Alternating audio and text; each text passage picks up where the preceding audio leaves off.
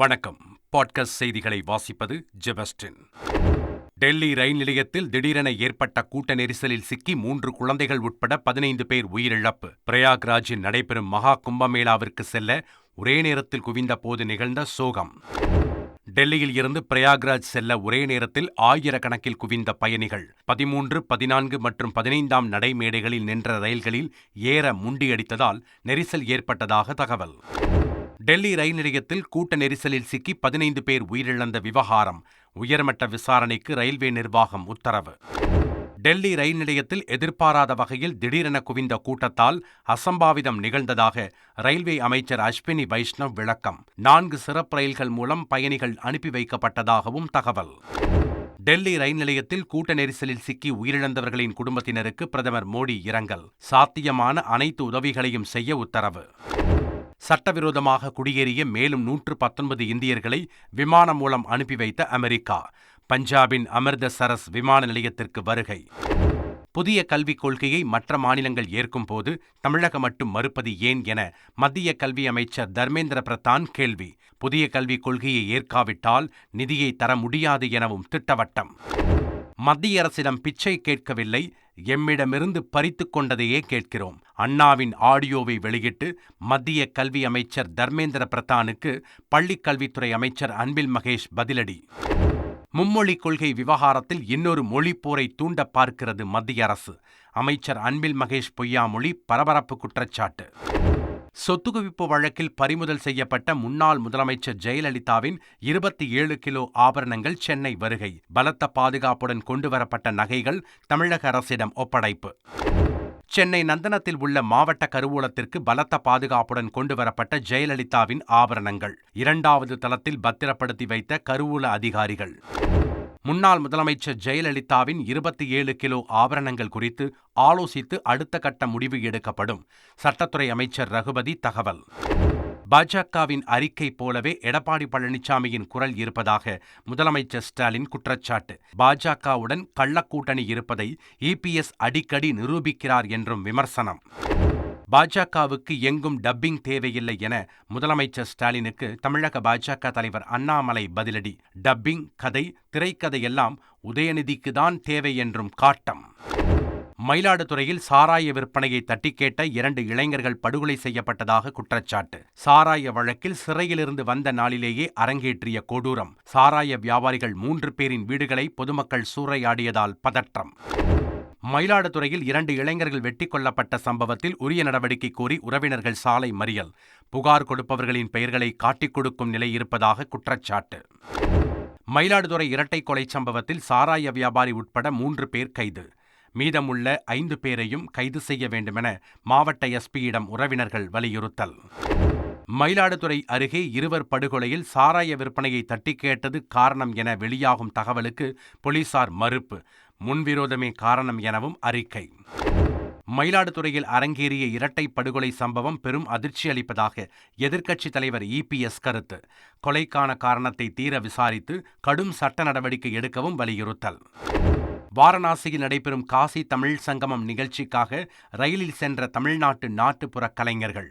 நாக்பூர் அருகே முன்பதிவு பெட்டிக்குள் அத்துமீறி நுழைந்த வட மாநிலத்தவர்கள் தகராறு. சென்னையில் ஆபரண தங்கத்தின் விலை நேற்று ஒரே நாளில் சவரனுக்கு 800 ரூபாய் சரிவு. 1 சவரன் தங்கம் 63,120 என குறைந்ததால் வாடிக்கையாளர்கள் ஆறுதல். தமிழகத்தில் வரும் 21ஆம் தேதி வரை வறண்ட வானிலையே நிலவ வாய்ப்பு. வெப்பநிலை இயல்பை விட 2 முதல் 3 டிகிரி செல்சியஸ் வரை உயரக்கூடும் எனவும் வானிலை ஆய்வு மையம் தகவல்.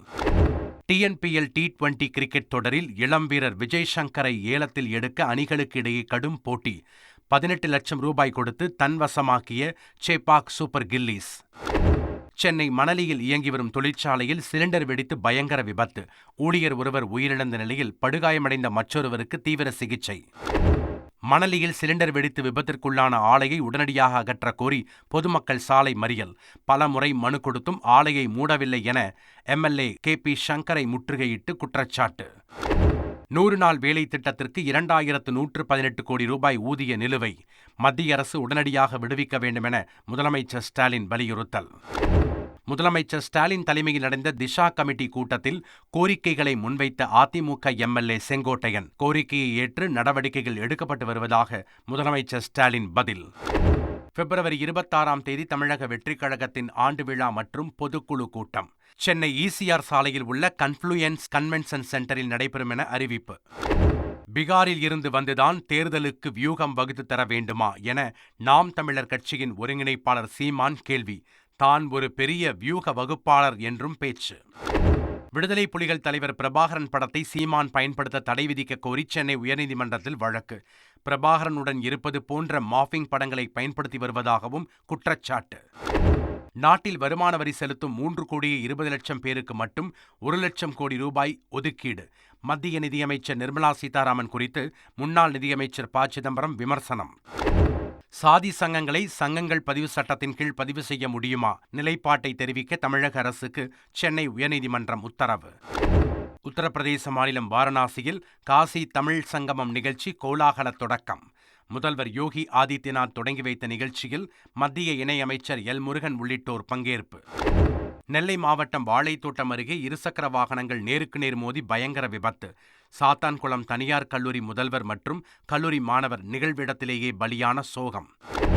மதுரையில் அமைச்சர் KN நேரு தலைமையில் 11 மாவட்டங்களுக்கான வளர்ச்சித் திட்ட பணிகள் குறித்த ஆய்வுக் கூட்டம். திருச்செந்தூர் முருகன் கோயிலில் அடிப்படை வசதிகள் இல்லை என தூத்துக்குடி MP கனிமொழி பேசியதால் சலசலப்பு. தமிழகத்தில் வெறும் 2000 காசுக்காக பெண்கள் குறித்து அவதூறு பரப்பும் யூடியூபர்கள்.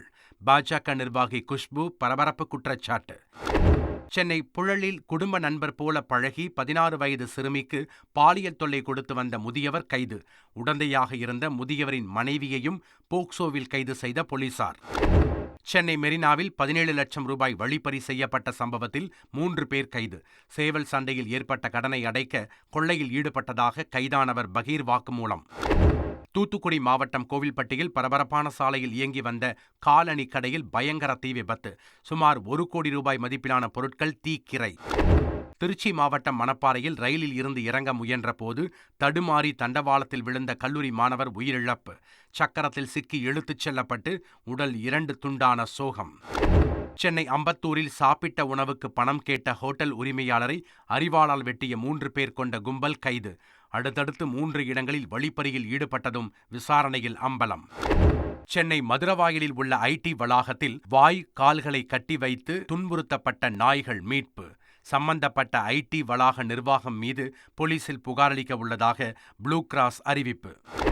சிதம்பரம் அருகே 13 வயது சிறுமியிடம் பாலியல் அத்துமீறலில் ஈடுபட்ட பட்டதாரி இளைஞர் கைது. காதலிப்பதாக கூறி நெருக்கமாக இருந்த வீடியோக்களை காட்டி மிரட்டி அத்துமீறி வந்தது விசாரணையில் அம்பலம்.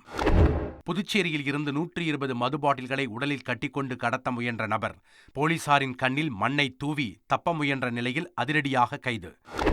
சிவகங்கை மாவட்டம் ஓக்கூரில் பாம்பு கடித்து உயிருக்கு போராடிய 4 வயது சிறுமியை காப்பாற்றிய அரசு மருத்துவர்கள். பூரண குணமடைந்த நிலையில் மருத்துவர்கள் முன்னிலையில் கேக் வெட்டி கொண்டாட்டம். ராஜாவாக இருந்தாலும் ஏழையாக இருந்தாலும் மயானத்திற்கு சென்றால் 1 டம்ளர் சாம்பல் தான் மிஞ்சும். வீட்டுமனை பட்டா தொடர்பான பேச்சுவார்த்தையின் போது நாமக்கல் மாவட்ட ஆட்சியர் உமா அறிவுரை. புதுச்சேரியில் 3 பேர் கொல்லப்பட்ட வழக்கில் ஒரு சிறார் உட்பட 10 பேர் கைது. 3 பேரையும் சித்திரவதை செய்து கொன்றதாக கைதானவர்கள் வாக்குமூலம். தஞ்சை பகுதிகளில் காட்டெருமை உலா வருவதாக வெளியான வீடியோவால் அதிர்ச்சி. காட்டெருமை தஞ்சைக்கு எப்படி வந்தது என வனத்துறையினர் விசாரணை. ஆந்திராவில் பறவை காய்ச்சல் பரவல் காரணமாக கண்காணிப்பு தீவிரம். தமிழக எல்லைகளில் கிருமிநாசினி தெளித்த பின்னரே வாகனங்களுக்கு அனுமதி. திருத்தணி முருகன் கோயிலில் ஆந்திர துணை முதல்வர் பவன் கல்யாண் சுவாமி தரிசனம். சிறப்பு பஞ்சாமிர்த அபிஷேகத்தை 45 நிமிடங்கள் தாமதமாக நடத்தியதாக குற்றச்சாட்டு. திருப்பதி ஏழுமலையான் கோவில் தரிசன டிக்கெட்டை வாட்ஸ்அப் மூலம் பெறும் வசதி விரைவில் அறிமுகம் செய்கிறது ஆந்திர மாநில அரசு. வாங்கும் சம்பளத்தை பிடுங்க ஒரு குரூப் உள்ளதாக நடிகர் சிவகார்த்திகேயன் பரபரப்பு பேச்சு. அமரன் படத்தில் கிடைத்ததைப் போல சம்பளம் முறையாக கிடைப்பது அரிதான விஷயம் எனவும் ஆதங்கம். நல்ல சந்தர்ப்பத்தில் அஜித்குமாருடன் இணைந்து நடிப்பேன். தனியார் பல்கலைக்கழக கலை நிகழ்ச்சியில் சிறப்பு விருந்தினராக கலந்து கொண்ட நடிகர் விஜய் சேதுபதி பேச்சு. செர்பியாவில் அரசுக்கு எதிரான ஊழல் குற்றச்சாட்டால் வலுக்கும் போராட்டம். கிரகுஜிவாக் நகரில் ஆயிரக்கணக்கான பொதுமக்கள் ஒன்று திரண்டு அரசுக்கு எதிராக முழக்கம். போப் பிரான்சிஸ் விரைந்து குணமடைய வேண்டி ஏராளமான கிறிஸ்தவர்கள் ரோம் நகரில் ஊர்வலம், சிலுவையை ஏந்திக் கொண்டு பாடல் பாடி வேண்டிக் கொண்ட கிறிஸ்தவர்கள். சிகிச்சையில் இருக்கும் போப் பிரான்சிஸ் நன்றாக உறங்கியதாகவும் செய்தித்தாள்களை வாசித்ததாகவும் தகவல். உடல்நிலை சீராக உள்ளதாகவும் வாட்டிகன் தேவாலய நிர்வாகம் விளக்கம். நியூசிலாந்தின் ஆக்லாந்து நகரில் வானவில் பேரணி நடத்திய தன்பால் ஈர்ப்பாளர்களுக்கு எதிர்ப்பு தெரிவித்த பழங்குடியின இளைஞர்கள் பாரம்பரியமான ஹக்கா நடனமாடி கண்டனம். மகளிர் பிரீமியர் லீக் T20 கிரிக்கெட் தொடரின் 2வது லீக் போட்டியில் மும்பை அணியை வீழ்த்தியது டெல்லி. 2 விக்கெட் வித்தியாசத்தில் கடைசி ஓவரில் த்ரில் வெற்றி.